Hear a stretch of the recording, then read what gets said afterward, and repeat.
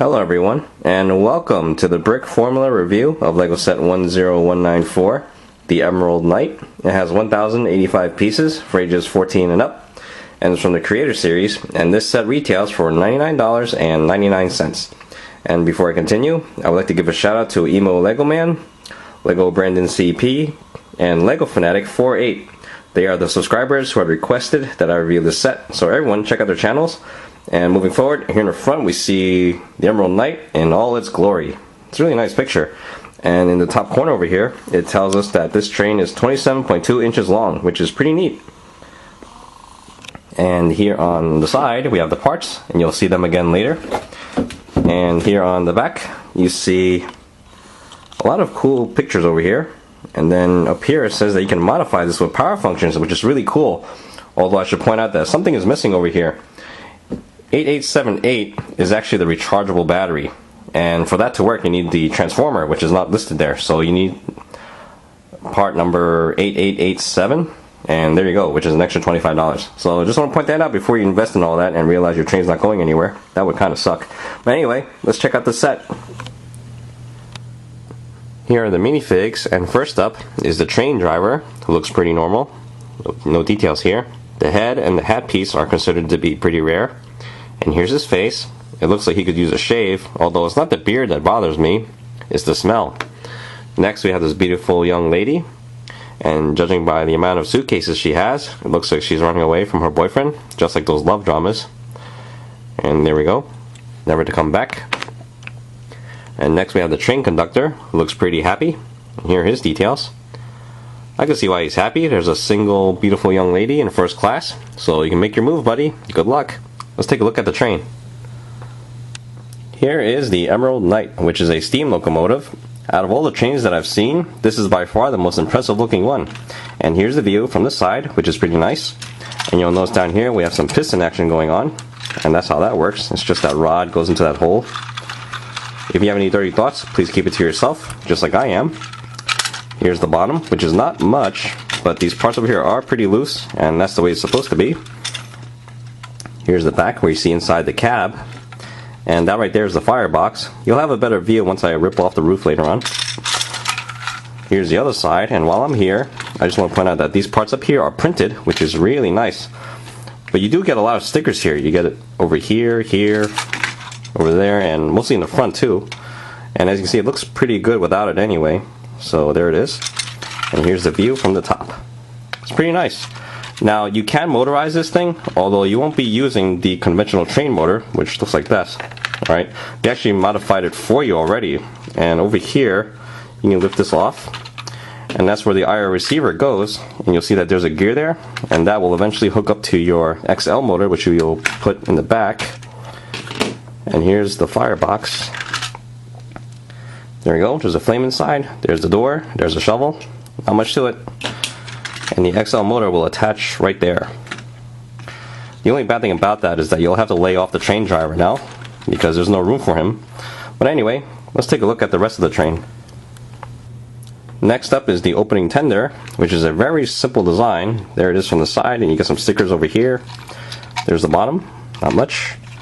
Here's the back. And here is the front. And we have two doors here, which can close up, just like that. And this is where you store the battery, whether it be the AAA or the rechargeable. And here's the view from the top, and that's it. Let's take a look at the passenger car. Finally, we have the last car in the set, which is the passenger car. And here's the view from the side, and it looks pretty good. It's not that plain, it's not that detailed, it's just right. Here's the bottom, which is not much. Here's the top, and it's really smooth up here, which I really like. Here's the front, and that looks the same as the back, and you'll notice that there isn't a door on the other side, making this one really windy ride.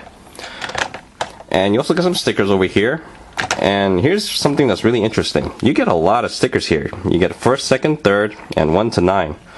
So to utilize all those stickers, you'll probably need like 12 passenger cars. Good luck with that, especially since they don't sell these as singles, which is a little strange. But anyway, on the side here, these doors can open up, which is really cool actually. And to have access on the inside, just rip off the roof. It's held together by those 4 studs over there. And here's the inside, where you see my man doing his magic. Anyway, let's not interrupt them. Right over here, we have room for the suitcases, and we have 2 drawers, and as you can see, there's barely enough room in there to walk. And we get 2 cups, 4 chairs, and that's it. Now on to the motorizing part. And before I show you what this looks like after it's motorized, here's what you need. You need the remote control, you need a XL motor, the IR receiver, a battery box, whether it be a AAA or rechargeable. In this case it's a rechargeable, and this one's optional. You don't really need this, but it sure would add a nice touch, which are these lights over here. And there we go. And so this is what the modifications will look like after all is said and done. At the end of book 2, they have instructions to help you modify it, and that's what it looks like internally. And here's the real thing. See how the XL motor takes up all the space in the cab? So you have no room for the driver. Here's the IR receiver, so it looks a little bit different than originally. And in the front here, we have some room for the lights. And everything is hooked up to the battery box right there in the tender. And there we go. And now to see this thing in action. Now on the remote control, this side is to control the speed of the train, and this side will control the intensity of the light in front of the train. And here is speed 1, which is really slow. Speed 2, 3, oh heck, let's just go to 7. And that's as fast as it goes. I will admit that it's not as fast as all the other trains that use the actual train motor, but I guess it's still okay. It's not too bad. And you can slow it down as well if you like. And there it is. And finally, for my last demonstration, I'll stop it right there. I'm going to turn out the lights, and we'll zoom in. This way you can see the intensity of the light. So this is the first intensity, and 2, 3, 4, all the way to 7. And there it is. It's really bright now. And it actually looks pretty good in the dark. And here it is running.